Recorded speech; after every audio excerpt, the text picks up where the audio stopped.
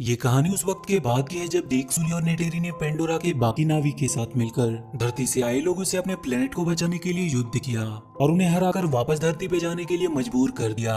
वहाँ पे सिर्फ वही लोग हैं जो उस प्लेनेट को बर्बाद नहीं होने देना चाहते थे। जेक को उसके साथ ही डॉक्टर ग्रेस के अवतार से पैदा हुई एक बच्ची भी मिली जिसका नाम उसने किटी रखा और उसने अपने पहले बेटे का नाम नेटेम रखा। वहाँ के सभी लोगों का मानना होता है कि हमारी जिंदगी यहाँ की देवी एवा की देन है और हमारी हर सांस इनके लिए समर्पित होनी चाहिए। इसी तरह जेक नेटेरी के साथ खुशी से अपनी जिंदगी जीने लगा। अब उसके टोटल 4 बच्चे हो चुके थे। धरती के लोगों के वहाँ से चले जाने के बाद उन्हें वहाँ पर कर्नल का बेटा मिला जो काफी छोटा था और क्योंकि कर्नल अब मारा जा चुका था इसीलिए उन्होंने उस बच्चे को अपने साथ ही रखकर उसकी देखभाल की और उसका नाम उन्होंने स्पाइडर रखा। वो भी जेक के बच्चों के साथ ही खेला करता था और उन्हीं को वो अपना परिवार मानता था। लेकिन नेटेरी के लिए अब भी वो एक एलियन ही था जो कि उसके बाकी के बच्चों से हमेशा अलग ही रहेगा। जेक ने खुद ही अपने बच्चों को लड़ने और हथियार चलाने की कला भी सिखाई।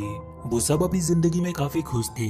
लेकिन एक दिन जेक को आसमान में एक नया तारा दिखा और इसका सिर्फ एक ही मतलब था कि धरती के लोग अपने स्पेसशिप से वापस पेंडोरा पर आ रहे थे। पर इस बार वो कुछ ज्यादा ही तैयारी के साथ आए थे क्योंकि उन्होंने अपनी पिछली हार से बहुत कुछ सीखा था और एक बार फिर से उन्होंने सब कुछ बर्बाद करना शुरू कर दिया। और इसके बाद हम वहाँ के लैब में एक अवतार को जागते हुए देखते हैं और ये अवतार किसी और का नहीं बल्कि उसी कर्नल का होता है जिसे नेटेरी ने इसके पहले वाले पार्ट में मार डाला था। उसमें कर्नल की सारी यादों को एक इलेक्ट्रॉनिक चिप की मदद से डाल दिया गया था और इस बार उसका मकसद जेक सुली को पकड़ना था जो आए दिन पेंडोरा के बाकी नाविक के साथ मिलकर वहाँ पे चल रहे उनके काम में बाधा डालता रहता था। और आज भी वो अपने लोगों के साथ मिलकर एक हथियार से भरे ट्रेन पर हमला करके सारे हथियार को लूट लेता है। वहीं पे हम उसके दोनों बेटों को देखते हैं। वो भी अपने डैड की तरह ही काम करना चाहते थे और इसीलिए वो भी वहाँ के हथियारों को लूटने चले गए। पर उसी दौरान वहाँ पर हुए एक हवाई हमले में नेटेम घायल हो गया लेकिन खुशकिस्मती से उसे कुछ हुआ नहीं और जेक उसे बचाकर घर ले आया। वहाँ पे बहुत सारे नाविक पहाड़ों की गुफा में छुपकर रहा करते थे क्योंकि इंसानों ने वहाँ पे आकर उनके घरों को तबाह कर दिया था। वहाँ पे जेक अपने बेटों को बहुत डांट लगाता है क्योंकि उसके मना करने के बावजूद वो लोग उसके पीछे गए थे। अब कर्नल और उसके बाकी के साथी अवतार एक बेस पे पहुंचते हैं। वहाँ की जनरल उसे बताती है कि जेक उनके लिए आए दिन मुसीबत बनता जा रहा है और अगर वो चाहते हैं कि पेंडोरा इंसानों के रहने के लायक भी बने तो उन्हें किसी भी हालत में जेक को पकड़ना ही होगा। इसके लिए उसकी आर्मी बहुत दिनों से कोशिश कर रही थी लेकिन उन पहाड़ों में उसे ढूंढना बहुत ही मुश्किल हो रहा था। कर्नल अपने साथियों के साथ उसकी तलाश करने के लिए जंगल में चला गया। वहीं पे जेक के सभी बच्चे भी घूमने के लिए आए हुए थे। वो कर्नल उस जगह पे जाता है जहाँ पर पिछली बार उसकी नावी लोगों के साथ लड़ाई हुई थी। वहीं पे जेक के बच्चों की नजर उन पर पड़ जाती है और वो ये बात जेक को बता देते हैं। जेक उन्हें कोई भी हरकत करने से मना करता है और चुपचाप उन्हें वहाँ से निकल जाने को कहता है। वो बच्चे उसकी बात मानकर वहाँ से जाने लगते हैं लेकिन अचानक से उनके सामने कर्नल और उसके आदमी आ गए जिन्होंने उन्हें बंदी बना लिया। कर्नल स्पाइडर को देखकर पहचान लेता है कि वो उसी का बेटा है। वो उन सबको अपने साथ ले जाने की तैयारी करने लगे लेकिन तब तक वहाँ पर जेक और नेटेरी भी पहुंच चुके थे और वो दोनों छुपकर अपने हथियारों से उन पर हमला कर देते हैं और वो किसी तरह उन बच्चों को वहाँ से भगाने में कामयाब रहते हैं। लेकिन इन सब में स्पाइडर पकड़ा जाता है और कर्नल उसे उठाकर अपने साथ ही ले जाता है। जेक अब अपनी फैमिली की सेफ्टी के लिए उन्हें कहीं दूर ले जाना चाह रहा था क्योंकि अब स्पाइडर पकड़ा जा चुका था और उसे डर था कि कहीं वो उन्हें उनका पता ना बता दे जिससे उसकी वजह से उसके बाकी के सारे लोग भी मारे जा सकते थे। इधर स्पाइडर को वो लोग जेक का पता बताने के लिए बहुत टॉर्चर कर रहे थे पर वो किसी भी हाल में उनके सामने झुकने को तैयार नहीं था। इसीलिए कर्नल खुद अपने तरीके से उसे समझाने की कोशिश करता है। वो उसे वहाँ से बाहर निकालने का लालच देता है। इधर जेक अपने कबीले का मुखिया किसी और को बनाकर अपनी पूरी फैमिली को लेकर वहाँ से कहीं और जाने के लिए निकल जाता है जहाँ उसे वो इंसान कभी ढूंढ ना सके और बहुत सारे आइलैंड को पार करते हुए वो एक अनोखे आइलैंड पर पहुँचता है जहाँ के लोग पानी और जमीन दोनों जगह पे रहने में सक्षम थे। वहाँ के सारे लोगों ने देखकर वहाँ पे इकट्ठा हो जाते हैं। वो अपने से अलग लोग को देखकर थोड़ा हैरान भी थे और थोड़ी ही देर में वहाँ पर उनका मुखिया भी आ जाता है। जेक उनसे आग्रह करता है कि वो उसकी फैमिली को वहाँ पर रहने की इजाजत दे दे पर वहाँ का मुखिया उससे कहता है कि वो लोग पानी में रहने वाले हैं और वो लोग उनके साथ रह नहीं पाएंगे। लेकिन जेक का मानना था कि वो लोग बहुत जल्द उनके तौर तरीके सीख जाएंगे और बहुत जल्द वो अपने आप को इस काबिल बना लेंगे कि वो वहाँ पे आराम से रह सके। मुखिया उसकी बातों को मान लेता है और उन्हें वहाँ रहने की इजाजत दे देता है। वो अपने बेटे और बेटी को यह जिम्मेदारी सौंपता है कि वो उन्हें यहाँ पर रहने के तरीके सिखाए और उसी दिन से वो लोग उनके साथ पानी के अंदर रहने और वहाँ के क्रिएचर की सवारी करने की ट्रेनिंग शुरू कर देते हैं। सभी को शुरू में बहुत दिक्कत हो रही थी ज्यादा देर तक पानी के अंदर रहने में लेकिन किटी पानी के अंदर बहुत ही आराम से रहना सीख गई थी। जेक भी वहाँ के मुखिया के साथ उन पानी में रहने वाले क्रिएचर की सवारी करने की ट्रेनिंग कर रहा था पर उसे भी स्टार्टिंग में काफी दिक्कत हो रही थी। इधर कर्नल स्पाइडर को लेकर अपने लिए एक इकरान चुनने आया था ताकि वो पूरी तरह से एक नावी बन जाए और बहुत ही जल्द वो एक किरान को अपने लिए चुन लेता है। जेक के बच्चे भी धीरे धीरे सब कुछ वहाँ पर सीखने लगे थे। एक दिन मुखिया का बेटा और उसके दोस्त किटी की हरकतों का मजाक उड़ाते हैं, जिसकी वजह से उनकी किटी के भाई नेटिम और रॉक से लड़ाई हो जाती है। बाद में जेक अपने बेटे को समझाता है कि उन्हें वहाँ पर रहना है और इसीलिए वो सबसे दोस्ती बनाकर रखे।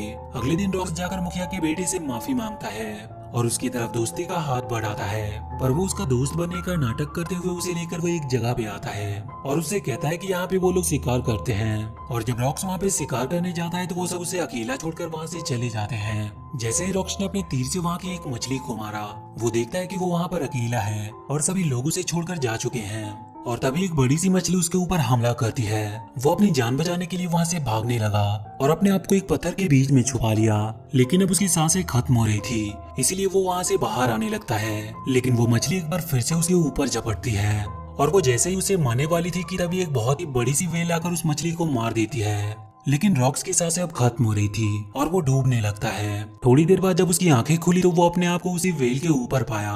वो उस वेल का शुक्रिया कर रहा था कि उसने उसकी जान बचाई। तभी वो देखता है कि उस वेल के फिन में एक लोहे की हुक फंसी हुई है और वो जाकर उस हुक को वहाँ से निकाल देता है। और अब ऐसा लग रहा था कि वो वेल उसे अपना दोस्त मानने लगा है। वो उसे लेकर उस आइलैंड पर पहुंचा देता है जहाँ पे सभी लोग रॉक्स को काफी देर से ढूंढ रहे थे। मुखिया अपने बेटे की गलती की सजा देने की बात करता है, लेकिन रॉक्स कहता है कि इसमें सारी गलती उसकी खुद की है। इस बात से अब वो लड़का भी उसका सच में दोस्त बन जाता है। अगले दिन रॉक्स सबको बताता है कि एक वेल ने उसकी जान बचाई, जिसका ऊपर का एक फिन कटा हुआ था। मुखिया की बेटी उसे तुरंत पहचान जाती है और वो बताती है कि उसे टुकून कहा जाता है, लेकिन जिसे उसने देखा उसका नाम पायाकन है, जिसे सबसे अलग और अकेला कर दिया गया क्योंकि लोगों का कहना था कि वो एक हत्यारा है जिसने कई सारे नाविकों को मारा था। लेकिन रॉक्स ये बात मानने को तैयार नहीं था क्योंकि उसने उसकी जान बचाई थी।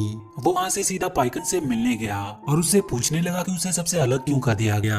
वो पाइकन उसे लेकर समुद्र की गहराइयों में चला गया। इधर कर्नल अपने साथियों के साथ जेक की खोज में था। वो एक बहुत बड़े से जहाज जो टुकुन का शिकार किया करते थे, उनकी मदद से वो वहाँ से दूर हर एक आइलैंड की छानबीन करने का सोचता है। और थोड़ी ही देर में वो लोग उस आइलैंड पर पहुंच जाते हैं और वहाँ के लोगों को टॉर्चर करके उनसे जेक के बारे में पूछने लगते हैं, लेकिन कोई भी उन्हें कुछ भी बताने को तैयार नहीं था, इसीलिए वो उनके पूरे गांव को ही जला देता है। जेक उसी आइलैंड के दूसरी छोर पे रह रहा था। वहाँ का मुखिया उसे बताता है कि वो लोग उसे ढूंढते हुए उनके आइलैंड तक पहुँच चुके हैं। जब गांव वाले कर्नल को कुछ नहीं बताते हैं तो उसे एक आइडिया आता है और वो उनके इलाके के टुकुन का शिकार करने का डिसाइड करता है ताकि ये देखकर सारे गांव वाले उनकी ताकत को जान सके।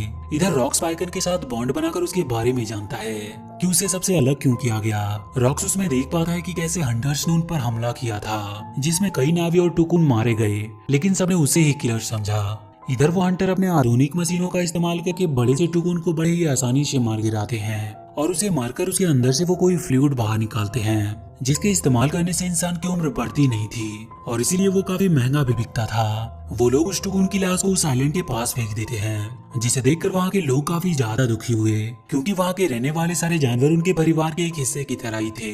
वो सब गुस्से में अब उन इंसानों से लड़ने का डिसाइड करते हैं, लेकिन जेक उन सबको समझाता है कि वो उनसे लड़कर जीत नहीं सकते क्योंकि उनके पास उनसे कई गुना ज्यादा आधुनिक हथियार हैं। वहीं रॉक्स को पाइकन की चिंता हो रही थी, इसीलिए वो उससे मिलने के लिए जाने लगा, लेकिन उसके भाई बहन उसे कहीं भी जाने से मना कर रहे थे और वो सब उसे रोकने के लिए उसके पीछे जाने लगे। वहीं वो देखते हैं कि पाइकन को एक तीर लगी हुई है और वो सब जल्दी से उस तीर को बाहर निकालने की कोशिश करने लगते हैं और तभी वो देखते हैं कि हंटर्स की शिप बहुत तेजी से उनकी तरफ आ रही है। रॉक्स जल्दी से सारी बातें अपने डैड जेक को बताता है और जेक सभी को लेकर उनकी ओर निकल पड़ता है। वो लोग बहुत ही मुश्किल से पाइकन के शरीर से उस तीर को बाहर निकाल पाते हैं, लेकिन अब वो हंटर उन सब के पीछे पड़ गए थे क्योंकि वो कर्नल उन्हें पकड़कर जेक तक पहुंच सकता था। वो सब भागने की बहुत कोशिश करते हैं, लेकिन आखिरकार वो उनके जाल में पकड़े जाते हैं। कर्नल उन्हें अपने क्रान से उठाकर उस शिप पर ले आता है और उन सबको कैद करके वो जेक को अपने पास बुलाता है। जेक अकेला ही उसकी तरफ बढ़ने लगा क्योंकि उसने उसे अकेला ही आने को कहा था, पर तभी अचानक से पाइकन उस शिप पर हमला कर देता है और वहाँ पे चारों तरफ तोड़ फोड़ मचा देता है। ये देखकर जेक और उसकी सेना को भी हमला करने का मौका मिल जाता है और वो सब उन पर टूट पड़ते हैं। नेटेरी भी अपनी इकराम पर बैठकर अब हमला कर रही थी। उन सारे बच्चों को भी कैद से छुड़ा लिया जाता है, लेकिन इस बार वो किटी को पकड़ लेते हैं और वो शिप भी अब टूट रही थी और किसी भी वक्त वो डूबने वाला था। उसी लड़ाई में भागने के दौरान जेक के बड़े बेटे नेटिम को गोली लग जाती है और इस वजह से उसकी मौत हो जाती है। इधर जेक की बेटी किटी अभी भी कर्नल के कब्जे में थी। जेक और नेटेरी अब पूरे गुस्से में उसे मारने के लिए निकल पड़ते हैं और वहाँ शिप पे पहुंचते ही वो दोनों घायल शेर की तरह उन सब पर टूट पड़ते हैं और वो उन्हें बहुत ही बुरी मौत मारते हैं। लेकिन वो कर्नल किटी को चाकू की नोक पे रखकर जेक से उसका हथियार फेंकने को कहता है। लेकिन तभी नेटेरी स्पाइडर को पकड़कर उसे मारने की धमकी देती है, जिससे डरकर कर्नल किटी को छोड़ देता है। जेक सबको वहाँ से जाने का बोलकर खुद कर्नल से लड़ने लगता है, लेकिन अब वो शिप पूरी तरह से पलटने वाली थी, जिसकी वजह से वो सब शिप के अंदर ही फंसने लगते हैं। जेक आखिरकार किसी तरह कर्नल को मारकर वहीं पानी के अंदर फेंक देता है, लेकिन अब उसकी भी सांसें खत्म हो रही थी और उसे वहाँ से बाहर निकलने का कोई रास्ता भी नहीं मिल रहा था। इधर नेटेरी भी अपनी सबसे छोटी बेटी के साथ उसी शिप में फंसी हुई थी, क्योंकि उसे भी कहीं बाहर जाने का रास्ता दिखाई नहीं दे रहा था। तभी नेटेरी के पास किटी आती है, जो उसे सही रास्ता दिखाकर बाहर ले आती है और जेक को उसका बेटा रॉक्स बाहर निकाल लाया। और उसी दौरान स्पाइडर को कर्नल मिलता है, जिसे वो ना चाहते हुए भी बचाकर बाहर ले आता है। वो कर्नल स्पाइडर को अपने साथ ही चलने को कहता है, लेकिन स्पाइडर उसके साथ जाने से मना कर देता है। वही मूवी के अंत में जेक के बेटे नेटिम को उनकी देवी एवा को सौंप दिया जाता है और इसी के साथ ये मूवी यहीं पर खत्म हो जाती है।